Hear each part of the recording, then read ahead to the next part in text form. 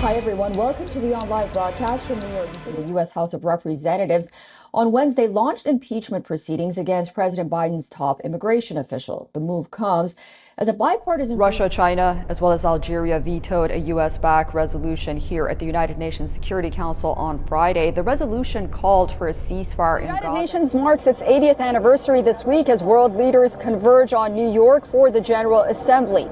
But the mood is grim. Wars in Ukraine, Gaza, and Sudan dominate the agenda. Still, the gathering, often called the World Cup of Diplomacy, brings together more than 140 leaders in a rare moment of global focus. I believe that more military action is inevitable.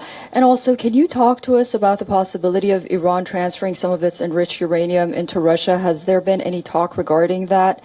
And would you welcome that? Thank you. Since we are here at the United Nations and there was a meeting regarding Ukraine, how do you see the fate of the Black Sea Grain Initiative? Can Hungary perhaps be a mediator? Well, if we are asked to mediate, we are happy to. Here at the United Nations, the Security Council held an emergency meeting following the assassination of Hamas leader Ismail Haniyeh. The U.S. ambassador stated that the United States was not involved in nor aware of the killing and called on Iran's allies to pressure Tehran to stop escalating the conflict. He also defended Israel's right to defend itself against terrorist groups like... Thank you, Mr. Ambassador. My name is Susan Tehrani from WION. President Trump said that the operations may last about 4 to 5 weeks. I was wondering, is that Israel's assessment as well? Thank you. As long as it takes.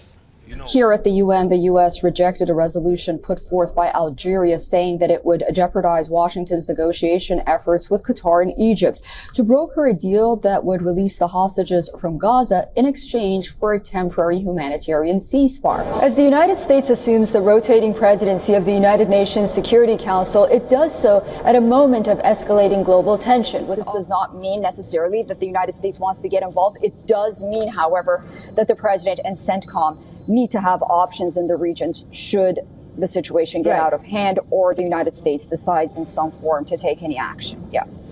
Right, Susan, thanks for joining us on the show. That was the correspondent Susan Tehrani joining us live from the UN headquarters in New York. Children caught in conflict zones were at the center of a United Nations Security Council debate on Wednesday, as a new UN report documented record levels of violence against children. A school, a hospital, a water point should never be a battlefield. And no child should have to wonder whether entering a classroom or health facility might cost her life. Yet for millions of children living through conflict, that is precisely the reality they face every single day. According to the Secretary General's annual report on children and armed conflict, more than 38,000 grave violations against children were verified in 2025, the highest number since the United Nations began monitoring the issue 3 decades ago. Behind that number are children killed and maimed, recruited and used by armed forces and armed groups, abducted, subjected to sexual violence, denied humanitarian assistance, and deprived of education, health, and protection. The report also found a troubling shift. For the first time, government forces and affiliated actors are responsible for more grave violations against children than non-state armed groups. The UN Secretary General's Special Representative for Children and Armed Conflict, Vanessa Frazier, warned that advances in military technology are changing the nature of warfare and raising new concerns about the risks to children. The growing integration of unmanned systems and artificial intelligence into warfare is transforming the conduct of hostilities. Unless accompanied by meaningful human oversight, these technologies risk increasing harm to children and distancing decision makers from the human consequences of war. The highest number of grave violations were recorded in Israel and the Palestinian territories, the Democratic Republic of the Congo, Nigeria, Myanmar, and Somalia. Despite the grim findings, the report also pointed to signs of progress. More than 13,000 children left armed groups in 2025 and received protection.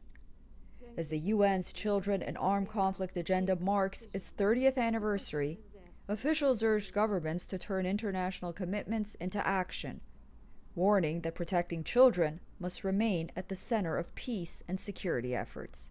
Susan Tehrani reporting from the United Nations for WION.